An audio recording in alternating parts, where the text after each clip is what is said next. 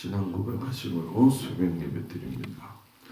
전능하사 천지를 만드신 하나님 아버지를 내가 믿사오며 그 외아들 우리 주 예수 그리스도를 믿사오니 이는 성령으로 잉태하사 동정녀 마리아에게 나시고 본디오 빌라도에게 고난을 받으사 십자가에 못 박혀 죽으시고 장사한 지 4일 만에 죽은 자 가운데서 다시 살아나시며 하늘에 오르사 전능하신 하나님 우편에 앉아 계시다가 저리로서 산 자와 죽은 자를 심판하러 오시리라.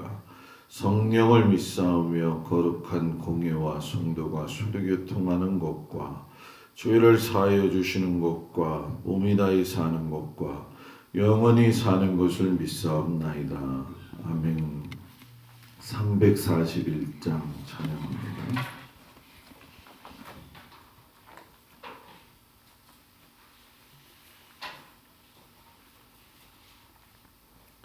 341장 십자가를 내가 지고 주를 따라갑니다. 이제부터 예수로만 나의 법에 삼겠네. 세상에서 부귀영화 모두 잃어버려도 주의 평안 내가 받고 영생 복을 받겠네. 주도 곤욕 당했으니 나도 곤욕 당하리. 세상 사람 감사나 예수 진실합니다. 예수 나를 사랑하사 빛난 얼굴 보이면 원수들이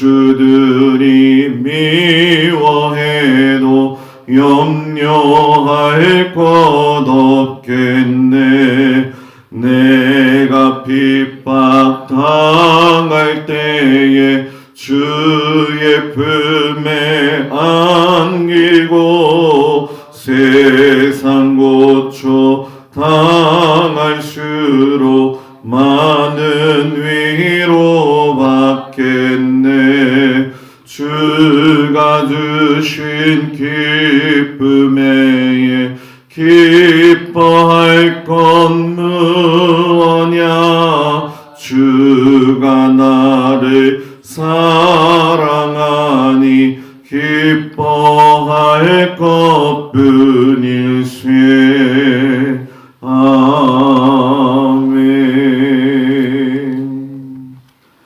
오늘 읽을 말씀은 민수기 33장에서 36장 중에 33장 50절에서 56절까지 말씀을 보도록 합니다.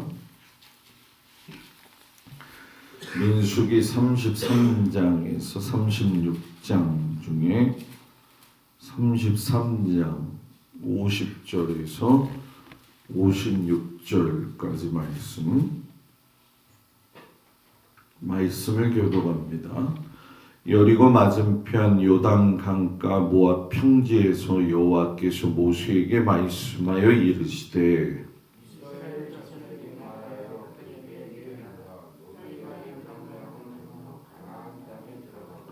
그 땅의 원주민을 너희 앞에서 다 몰아내고 그 새긴 석상과 부어 만든 우상을 다 깨뜨리며 산당을 다 헐고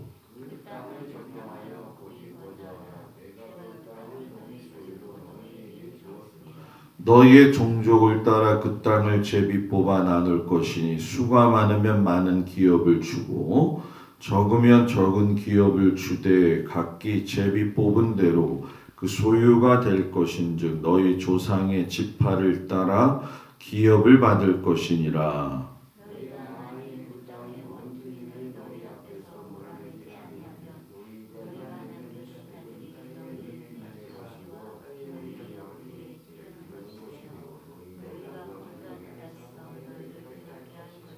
나는 그들에게 행하기로 생각한 것을 너희에게 행하리라. 아멘. 오늘도 주님 앞에 온 성도들을 주의 이름으로 축복을 드립니다. 민수기의 마지막 부분이죠. 33장에는 장소의 이야기가 많이 나옵니다.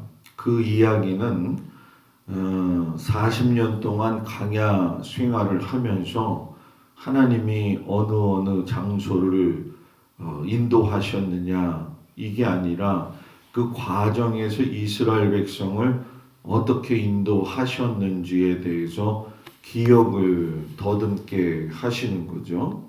34장에 가서는 이스라엘 백성들이 정착할 가나안 땅의 규모 그리고 그 지역들을 나타내게 되면서 35장에 가면은 레인들에게 줄 성읍들 도피성에 관한 이야기를 하고 36장에 가서는 정해진 원칙 내에서 서로 범위를 넘겨가지 말고 또 해결하기 위한 여러 가지 사건들이 있을 때 특별법 등 여러 가지들이 굉장히 많이 들어 있습니다.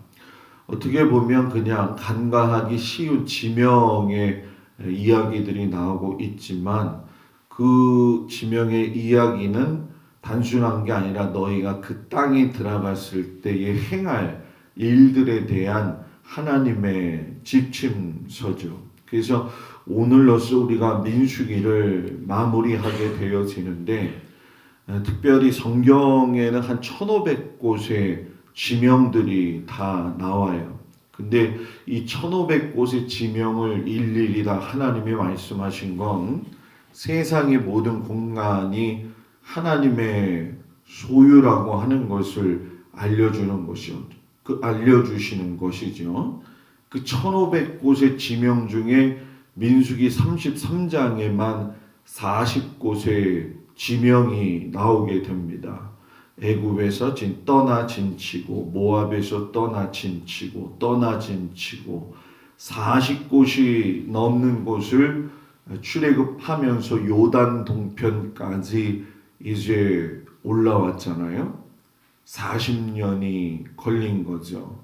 보통 열흘 또는 12길이면은 충분히 가고 아무리 나이가 들고 어려도 한 달이면 충분할 수 있는 거리를 40년이나 걸려서 도착을 했다라는 것은 그냥 들어가기 전에 하나님께서 그들의 삶을 통해 가지고 그들이 흘린 삶의 내용 속에서 산 증거로 삼기 위해 하나님이 만들어 놓으셨고 또 그들의 불순종의 대가인 그 결과가 있었고 그 결과를 또 감싸 안고 가시는 하나님의 은혜가 있었다라는 거죠. 그리고 보다 더 중요한 거는 앞으로 미래에 그렇게 살아야 할 땅에서는 그렇게 살지 말아야 될 것을 이야기하시면서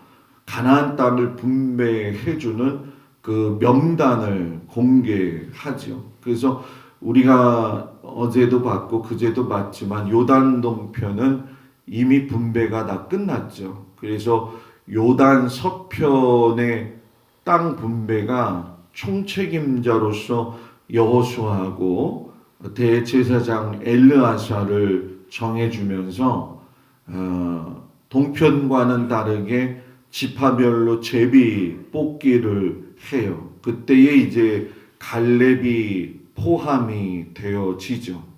왜 하나님께서 이렇게 꼼꼼하게 하셨느냐? 만약에 가나안 정복 전쟁을 성공리에 마친다고 할지라도 분배를 잘못하게 되면 그것 때문에 얼마든지 싸움이 일어날 수 있는 또 그런 상황들이 될 수가 있기 때문에 지금까지의 40년 세월의 모든 일들이 헛수고가 될까봐 하나님이 동서남북 사방 경계를 말씀해 주셨다는 거죠. 자, 500년 전에는 아브라함에게 이스라엘 백성들이 이러이러한 땅 들어갈 거야 라고 보여줄 땅을 보여주셨죠. 그리고 가나안은 눈으로가 아닌 믿음으로 보아야 되는 약속의 땅으로서 그들에게 남겨지는 것만 같았어요. 그런데 500년 만에 이제는 뭐예요? 사방 땅의 경계가 정해진 그런 땅이 되어지면서 그 속에서 보여줄 땅이 되었고 약속의 땅이 되어지는 것이 현실적으로 이루어졌다는 거죠. 그리고 이제는 뭐예요? 가나안 땅에 들어가서 점령하고 공정하게 분배하고 정의롭게 하나님의 백성으로서 살아남을 일만 남았다는 거죠. 그런데 하나님이 가나안에 들어가서 행할 미션을 이야기를 해요. 세 가지를 이야기하는데 그 중에 하나가 가나안의 우상을 모두 깨뜨리고 산당을 헐어라. 이 문제는 아마 계속 북이스라엘과 남유다가 멸망할 때까지 계속 나올 문제입니다. 그리고 두 번째는 각 지파의 그 수대로 제비뽑기를 하고 제비를 뽑은 대로 땅을 분배해서 세 번째 그곳에 거주하게 하라 이렇게 얘기를 해요. 그러면서 우리가 말씀 가운데 보게 되면은 창세기 49장에 야곱이 여러 아들을 축복하는 그 말씀 속에서 레위에 대한 축복이 어떤 방향으로 오늘 나타나는지가 나오는데 그때 뭐라고 이야기하냐면은 레위에게 너희들을 야곱의 그 지파들 사이에서 나눌 것이고 이스라엘 중에서 흩으리라 이렇게 말씀하셨어요. 그게 현실이 되어져 가지고 레위 지파가 이스라엘의 각 지파 속으로 흩어지게 되어지죠. 그러니까 실상 레위 지파 사람들은 일이 다 끝난 다음에도 실상 일이 다 끝난 게 아니었죠. 사회적으로 보게 될 때 어떤 집단이 생긴다는 건 힘을 키운다라는 얘기가 되잖아요. 그런데 이 레위 지파 사람들을 48개의 성읍으로 흩어지게 만들었다라고 하는 것은 이렇게 결집력을 가질 수 있는 어떤 그 지파로서의 모습보다는 또 사회적인 지위 세력으로 레위 지파를 세우신 게 아니라 너희들은 뭘 하는 거예요? 48개 성읍으로 흩어져 가지고서는 12지파에서 각 땅의 분량대로 준 그 분배해 준 여러 곳에 분포되어 가지고서는 해야 할 일이 있다는 거죠. 그거는 뭐냐?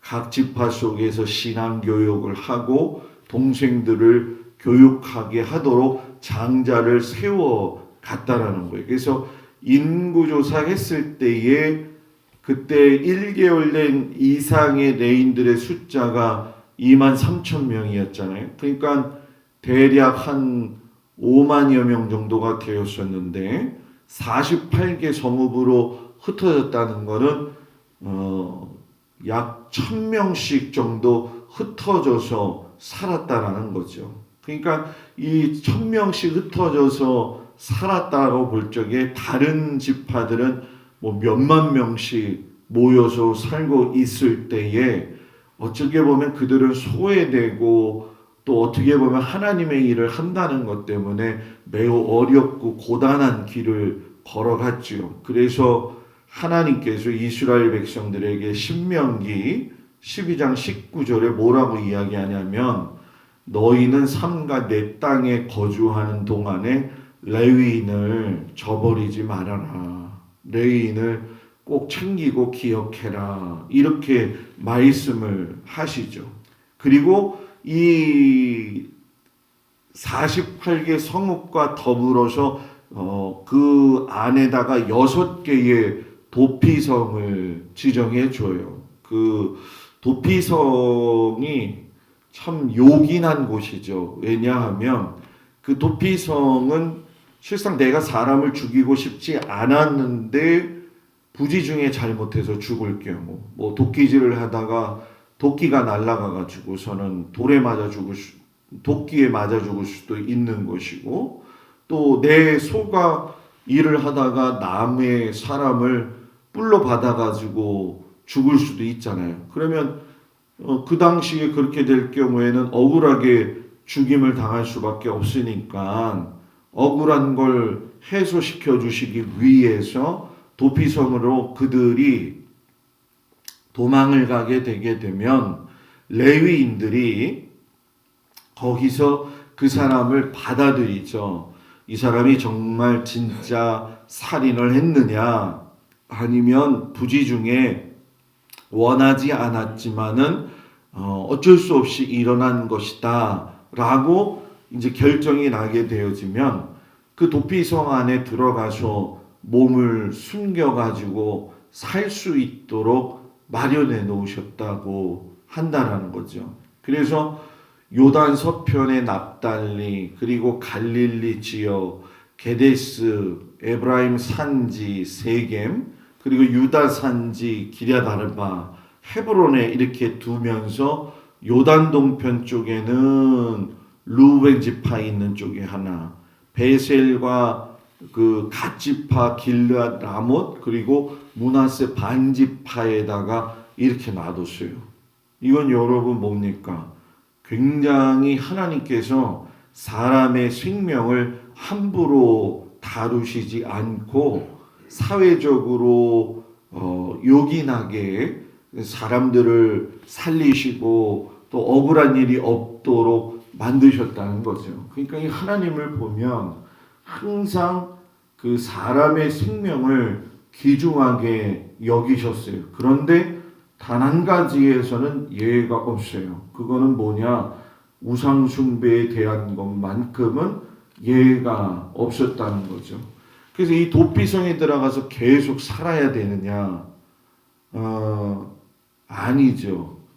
도피성에서 나올 수 있는 유일한 방법이 있는데 그게 뭐냐면 그 당대의 대제사장이 죽게 될 경우에는 도피성에서 언제든지 나와서 자유롭게 살 수가 있었다는 거죠. 그리고 반대로 만약에 현직 대사장이 아직 살아 있음에도 나 갑갑해서 못 살겠어요 하고 도피성에서 나가게 돼서 죽임을 당하게 되면 그 사람을 구할 수 있는 방법이 없었다는 거죠. 그러니까 도피성과 대제사장, 그리고 각 지역에 흩어져 있는 레위 지파, 이런 것들을 보면서 레위 지파를 왜 세우셨고 도피성을 왜 세우셨고 도피성으로 왜 피하게 하셨고 대제사장을 왜 세워 놓으셨는지를 우리가 알게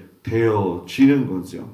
그리고 이제 제일 그 하나님의 기쁘시고 선한 뜻이 들어간 이야기를 이제 말씀하시는데, 가나안 땅을 분배받았을 때에 12지파에 정해준 경계표가 있어요. 그게 이제 여러분 땅을 사게 되면은 뭐 그러잖아요. 땅을 측량한다 이렇게 얘기했는데, 예전에는 측량 기구가 없으니까 경계표를 딱 박아 놓는 거죠. 이걸 기준으로 해가지고 이 경계가 세워지는 것이다 이렇게 얘기를 한 거예요. 그런데 이 경계표를 뽑아가지고 딴 데다 뽑아버리게 되면 문제가 생기잖아요. 왜? 땅의 기준이 없어지는 것이기 때문에. 그리고 땅을 하나님께서 분배할 때의 그 기본 법칙은 제비뽑기였기도 하지만은 지파별로 그 수에 맞게 그 땅의 지경을 허락하셨기 때문에 그런 일이 발생해도 50년마다 희년을 주셔가지고서는 그 상황들을 갖다가 다시 재정비하게 하시는 걸 우리가 보았잖아요. 그리고 슬로브앗의 딸들처럼 아버지가 없어서 유산을 못 물려받는 사람들도 하나님께서 허락을 하셨는데, 이 슬로브앗이 예를 들어서 만약에 어떤 한 지파의 딸들이었는데 다른 지파와 결혼을 하게 되면은 슬로브앗의 딸들이 받았던 그 땅을 다른 지파가 차지하게 되는 그런 일이 일어나게 되죠. 그래서 너희들도 그 지파 안에서 지파끼리 결혼해야 된다. 이거는 무조건 경계표를 지키기 위한 하나님의 방법이죠. 그래서 지인들까지도 그 순서를 예외 없이 두신 건 뭐냐? 이스라엘이라고 하는 하나님의 나라는 부익부, 빈익빈 현상이 있도록 하지 않기 위해서 근본적으로 막으셨다라는 거죠. 하나님이 주신 그 은혜 안에서 서로의 기업을 받은 것에 대해서 감사하고 형제와 함께 기쁨으로 동거하고 하나님이 원하시는 제사장 나라의 삶의 방식대로 살라는 거죠. 그러니까 하나님은 이것을 매우 귀중하게 생각하셨다라는 거죠. 그래서 우리가 보게 되면 500년 전에 아브라함에게 주셨던 그 땅이 동서남북으로 완벽하게 이제 마무리가 되어져요. 그래서 민수기 34장 이후로 보게 되면 동쪽으로는 여매, 사해를 이야기하는 거죠. 서쪽으로는 대해, 지중해까지, 남쪽으로는 신광야, 그리고 북쪽으로는 헐몬산까지 해서 약 남북으로 해가지고서는 256km, 우리가 부산까지가 거의 한 450km 되잖아요. 그러니까 딱 반이죠. 그리고 동서로는 80km. 그러니까 강원도보다도 약한 그 땅을 하나님이 정복시켜 나가시는 데에, 여러분 다윗이나 솔로몬의 그 전성기 시대는 어마어마했었잖아요. 그때도 여러분 130만 정도밖에 안 되는 다윗의 병력이었지만 나일강까지 정복 전쟁을 나가지 않은 이유는 여기 민수기 34장에 있는 말씀의 근거 때문에 그래요. 너희는 여기까지만 살라는 거예요. 그러니까 쉽게 설명하면 다른 나라 침략하지 말아라. 다른 민족 아프게 하지 말아라. 이 얘기죠. 그러니까 우크라이나 사태를 보게 되면 하나님이 기뻐하시냐 안 기뻐하시냐, 이건 뭐 자명하게 성경적으로 나오는 거죠.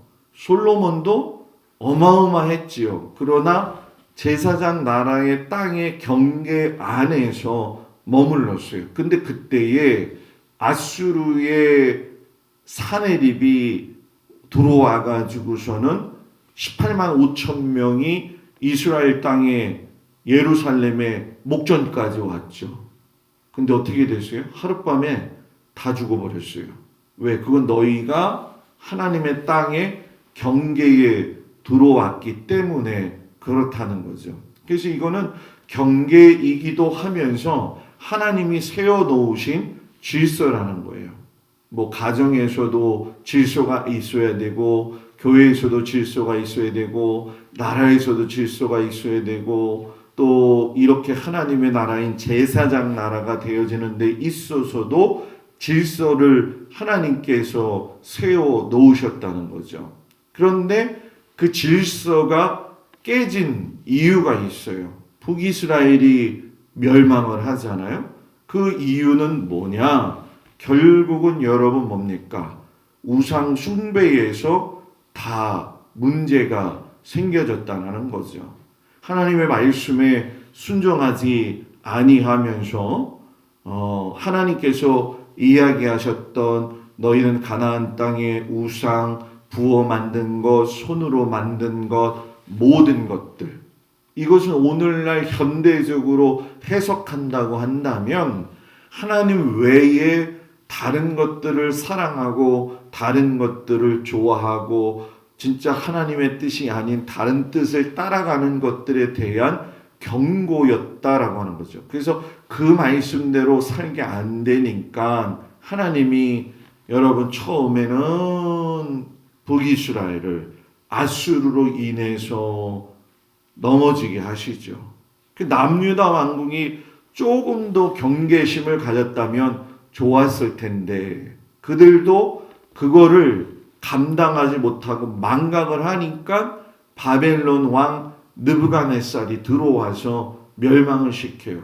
그런데 감사한 건 70년의 세월을 통해서 다시금 이스라엘 백성들이 다시 이스라엘 땅으로 들어와서 하나님을 경외할 수 있도록 다시 허락을 하시죠. 얼마나 감사한 일이에요. 그런데 그 후에도 또 하나님 앞에 그런 범죄를 한다는 거예요. 사람이 참 이상한 것 같아요. 그래가지고 이 역사라고 하는 것은 역사 속에서 일어난 일을 통해서 그 일을 되풀이하지 않아야 돼요. 그 역사라고 하는 거는 단순히 시간이 흘러간 이야기가 아니라 그 속에서 일어났던 모든 일들을 살펴보면서 그거를 두 번 실수하지 않도록 하는 거. 한 번 실수한 거는 그냥 그럴 수 있다는 거예요. 두 번 실수까지도 하나님 봐주시잖아요. 세 번 실수? 그때는 안 된다는 거예요. 그러면 하나님이 뭐예요? 완전히 흩어지게 하시고 나서 2000년이 지나고 나서야 범민족적으로 예수님을 보내셔서 이 땅의 모든 사람들을 구원하시기 위한 이스라엘의 그 통로로 사용을 하시는 것으로만 만족하게 하시면서 그들이 다시금 회복할 수 있는 기회를 주셨는 거죠. 그런데 지금도 이스라엘 백성들은 시간의 역사를 돌아보면서 무엇이 진짜 문제였는지를 아직 알지 못하니까 아직도 이스라엘 땅에는 하나님을 섬기지 않는, 예수님을 섬기지 않는 사람들이 많이 있다는 거죠. 그래서 이 마지막 시대의 재림은, 예수님의 재림은 결국 이 이스라엘 사람들이 다 예수님을 알게 되어질 때에 마지막은 끝나게 되어 있는 거죠. 그걸 깨닫기 위해서 우리가 요한계시록에 나오는 곡과 마곡의 전쟁이라든가 아마겟돈 전쟁이라고 하는 것이 이스라엘 땅에서 이루어지게 되는 거죠. 그러니까 지금의 때를 우리가 우크라이나가 전쟁했으니까 먼 나라 이야기로 여러분 들리실지 모르겠지만 성경 안에서 보게 되어지면 이건 단순한 사건이 아니라는 거죠. 지금 우크라이나 사태가 경제적으로 전 세계에 미치는 영향도 크지만 이것이 범민족 안에서 보게 되어지면 결국은 요한계시록의 일들이 이루어지고 있는 그 시대에 저와 여러분들이 살고 있다는 걸 마음속 깊이 알고 이때를 정말 잘 신앙생활해야 될 때가 오늘 이 시대가 아니냐.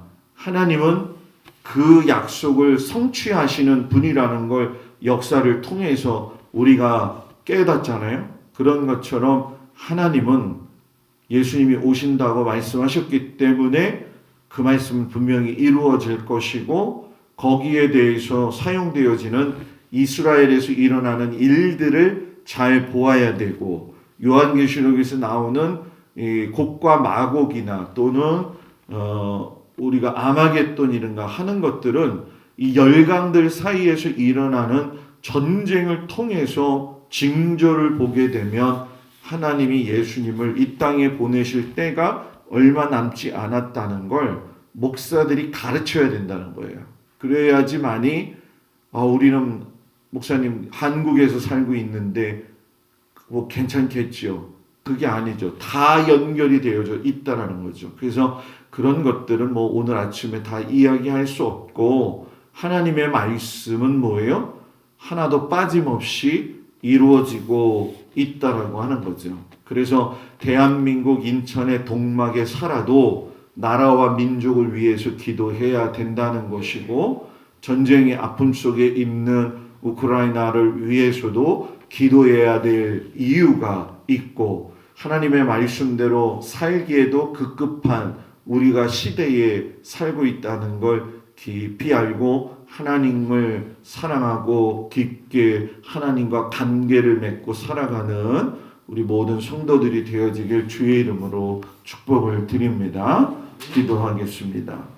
하나님께서 사람을 택하시고 민족을 택하시고 그 민족에게 허락하신 그 땅을 분배받은 이야기로 이제 민수기가 마무리가 되어집니다. 하나님이 말씀하신 거 그대로 이루어지고 있구나 하는 것을 우리가 알게 되어지는데, 그 가나안 땅을 점령하면서 하나님의 뜻을 이루어 드려야 되는데, 아버지 하나님, 그 이스라엘 백성들이 우상 숭배하는 것을 서슴지 않는 모습을 우리가 역사 속에서 바라봅니다. 또 참으시고 또 참으시다 안 되어서 아수르와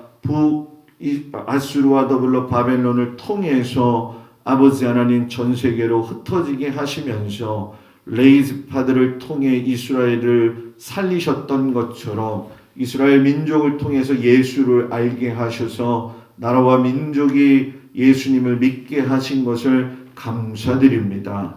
엄청난 시간이 흘러서 벌써 이 지경에 와서 우리는 마지막 시대를 살고 있습니다. 하나님의 말씀에 순종하며 살기에도 너무나 짧은 우리의 이 시간을 하나님 앞에 온전히 드림으로 말미암아 이 시대에 오실 예수 그리스도를 바라보며 믿음을 온전히 세워서 살아갈 수 있는 그 은혜를 허락하여 주시옵소서. 거룩한 주일을 준비하는 토요일입니다. 하나님 이 주말 위에 함께 하시고 아버지 함께 동행하여 주셔서 아버지 거룩한 주일이 되어지도록 하시고, 이제 다음 주부터는 사순절이 이제 시작되어지는데 하나님 주의 그 사랑하는 고난에 동참함으로 하나님을 기억할 수 있는 저희들이 되어지도록 하시고, 오늘도 모든 성도들의 가정과 일터와 자녀들을 지키시고 보호하여 주옵소서. 예수님의 이름으로 기도드렸습니다. 아멘.